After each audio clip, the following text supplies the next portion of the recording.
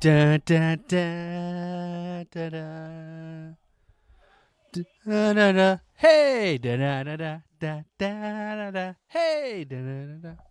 On March 3rd, 1972, a song that will go down in sports history as one of the most iconic sport anthems of all time is released by the artist Gary Glitter.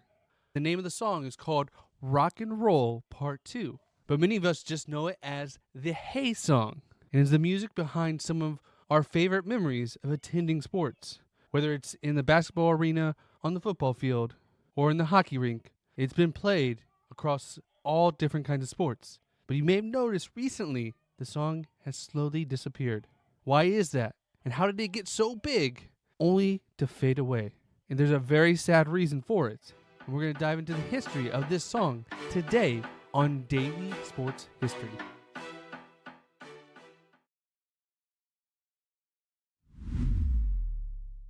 Welcome to Daily Sports History. I'm Ethan Reese, your guide, as you daily learn more about sports history, increasing your sports knowledge.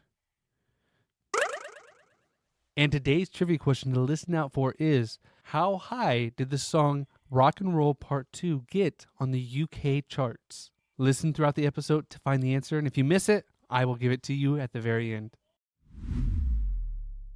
Now let's first dive into the early 70s in the music landscape. The 70s really saw a change in music. The 60s really had the boom of the Beatles and rock and roll started to take over, but the 70s had a change. Artists were wearing different things, music was getting louder, and the guitar was taking over. And it was more of a theatrical, high-energy show, and there were big names coming out that were known as glam rock type of bands. New York Dolls was a major influence. Kiss was probably the most famous, being a glam band, as they wore makeup and had hair go crazy. And that led to hair metal, which was popularized by bands like Queen, Poison, and Def Leppard. And this is where our story really starts, with Gary Glitter. Gary Glitter is not his real name. His real name is Paul Gadd, and he's a British musician, and he was struggling to find an identity in the late 60s, early 70s, and he eventually settled on the name Gary Glitter in 1971 to glam onto this glam rock trend. See what I did there? And he was a flamboyant guy, wore platform shoes, sequin outfits, and was an over-the-top persona. We'll have some pictures of him on our social media so you can see him in his regalia to see that kind of glam rock style. But what really led to him having success? Because he was a struggling artist, as most musicians are, till they get that big break. And his big break was so unusual because he got a big break without almost anyone knowing who he was. See, him and his producer were putting together kind of an orchestra rock arrangement. You don't know what orchestra rock is? It's a lot of what Queen did in their music. If you think of Bohemian Rhapsody, that's kind of an orchestra rock style, using a lot of different sounds and different ways to create a scene in the music. And the goal was to be both musically powerful, but also simple enough that the audience could follow along and even chant in parts of the music. So what they did is they put together a side A of their vinyl, which, if you don't know, vinyl is a circular disc that you played music on. That was a precursor to CDs and a precursor to now where we listen on downloads and streaming. And so on one side, you'd have your front side, and that's where your most popular songs you thought would be the biggest hits on, where everyone would listen first. And side B, you would try some different things. And so on side A, they had a song called Rock and Roll Part 1. And Rock and Roll Part 1 had lyrics. You'd recognize the sound behind it, but it had lyrics, and it was really generic, really just repeated rock and roll a lot for its chorus. And if you hear it, you'll be like, sounds really weird, because you know the background music, but you don't know the actual lyrics. And then on the second side of the album, the side B, they decided to create a stripped down version of that was just instrumental, except for when they chanted hey. They thought this would be good to be played in places where they're dancing, and it could be a good fun time. So creating two different versions of the song. So if you liked it when you're out dancing, you could like it when you were listening to the real song if it got played on the radio. And it was released, and Part 1 actually did become a hit in the UK, but it didn't really hit in the US. Then in 1974, a PR director for a minor league hockey team in Kalamazoo, Michigan, came across the recording randomly while looking for stuff to play over the loudspeakers during their games. Now, if you want to go for the lowest of the low in the the smallest kind of place you would play sports music. It is a minor league hockey team in Kalamazoo, Michigan. And he came across this, and it had a beat that was kind of similar to the organ sounds that we are very accustomed to when you go to a baseball game, the charge, where you had that hey, just like that charge, and kind of that strong beat behind it that led up to it that kind of people liked. And so he thought it might be a hit. And when he played it the first time at one of their games, it really took off with the fans. The fans were able to dance to it and then chant with it, which is a kind of a staple for these sports songs. So when you think about sports songs and how they have effect on the fans, there are some key factors you need. One is stripped down lyrics. If there's a lot of lyrics, the fans can't really follow. Unless you know the whole song, you can't really follow the lyrics very well. But if there's just instrumental, you can play it during any point of the game, and it's not going to bug anybody, and no one has to know the words. You just have that beat playing, kind of give people up, because music has a distinct effect on us. If we're sad, we listen to sad music. If we're happy, we listen to happy music. So if you play exciting, happy music, then the fans will be excited and happy. And that's the kind of the goal of these songs. And it started with the pipe organ, like we mentioned earlier, playing across baseball stadiums. It made its way into hockey. It made its way into other sports. But, the organs were big and expensive. You had to have an organ player. You have to be able to maintain it. And in the 1970s, you were starting to get away from that because you had vinyl records, you had speakers, you could play it across the stadium without having to have an organ. And it was a good change and something that has evolved throughout the years. So there's a lot of rock songs that we like that become sports icons that kind of follow this model. The Charge song, the Hey song, or the Rock and Roll Part 2, and We Will Rock You that has that beat that you only need that part, and the We Will Rock You. Like, you don't need anything else. So an easy beat and limited lyrics, and that's what you need to have a success. And that's exactly what this did. So after the success at the minor league hockey team in Kalamazoo, well, the PR director took it to Colorado, where he was able to climb the ranks and move up to the Colorado Rockies, where he played it there too. And then it really expanded, as in, while in Colorado, then the Denver Nuggets took a hold of it and it made it its way into the NBA, and it started to spread kind of from Colorado out, as every team that came in was like, I like that song, and every visiting executive would like that song, and they would go tell their team, and it would just expand from there. And it expanded pretty quickly and got to be one of the most popular songs played in sporting events. It was able to hit number 2 on the UK charts and made its way into the top 10 of the US charts, giving Gary Glitter the biggest hit of his career. And as sporting events grew, the NFL grew during this time, college sporting grew during this time, the NHL grew, the ABA joined the NBA, it continued to grow, so sports continued to boom, and music continued to boom with it.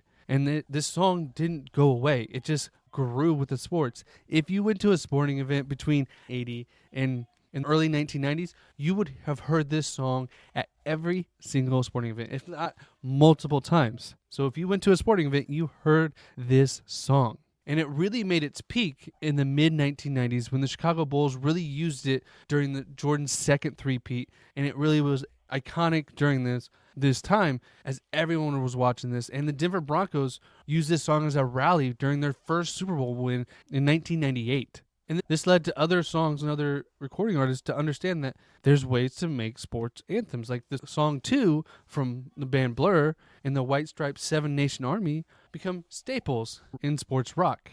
But this was a very unique song, as if I told you what is this song, if I interviewed 100 people on the street, I guarantee you less than 5 of you would know what the name of it was and who created it. You just know it as the Hey song. And it became popular, and that's great. You still got royalties from it and everything for Gary Glitter. But the problem was, Gary Glitter was not a great guy.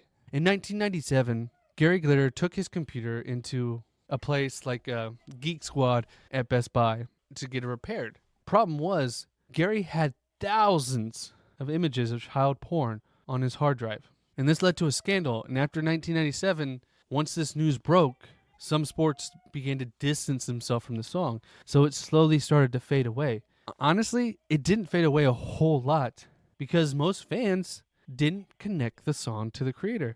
It was known as the Hey Song, which isn't even its name, and no one could tell you who created the song by 1990. Maybe if you were there when the song first came out, and it happened in the UK where he was arrested, not in the United States, so we were slow to catch up onto it. Remember, even though it was 1997, 1998, things still moved slow. We had computers, we had the internet, but it was dial-up, and it was slow, and things did move slow. And sadly, despite the conviction he had in getting arrested, he was later released, and he got arrested in Vietnam for sexually abusing underage girls. And this is when sports leagues began to really take action against this song.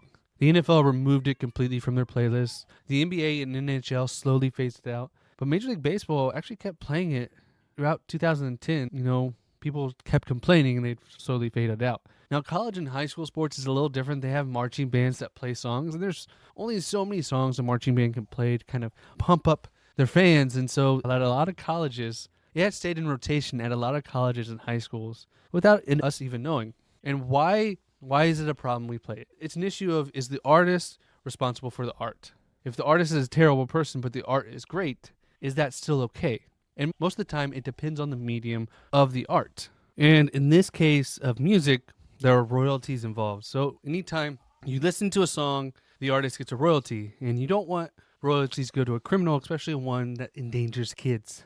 And so it makes sense that they pulled the song. Except he no longer makes money from the song, as he sold the rights to Snapper Music in 1997. So he no longer makes any money from the song. But is it still okay? You're still celebrating something he created. And despite the fact that it's been pulled, as of 2014, it was still making $250,000 a year from just that one song. And he's not the only artist whose song has been kind of removed from the sports light. R. Kelly, another artist who's been involved in numerous scandals and is in prison rightfully for a long time, has had most of his songs taken off the air and taken off anywhere they can play. But despite all of this, for a moment in time, it was the most popular sports song played at an arena. It got played multiple times for any event across the world because the one word it does say is "hey," which can be said in any language, which is part of what made it such a great sports song.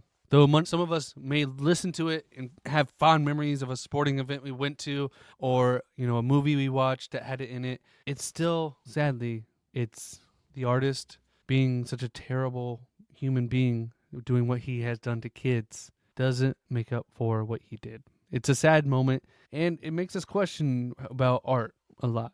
And usually, I'm not talking about this as we're a sports one, but this song permeated sports. If you could name a song what is the most iconic sports song? Most of us would name this song or We Will Rock You. Those are two of the most iconic sports anthems. But that doesn't mean sports anthems aren't great. We've talked about previously the song Gloria being the precursor, the anthem for the Blues to win their first Stanley Cup. And the Boston Red Sox that sing Sweet Caroline by Neil Diamond every seventh inning stretch. And even colleges have their own songs. The University of West Virginia sings Take Me Home Country Road. And these songs have words in them. They break the trend of not having words. But they are iconic to these teams. And it's just to these teams. There is more out there. And music is a part of sports. Every station you watch football on has a tag, a song tag that you listen to, that you hear, and it's football time. Music gets us ready for sports. And it's amazing how these songs have permeated our lives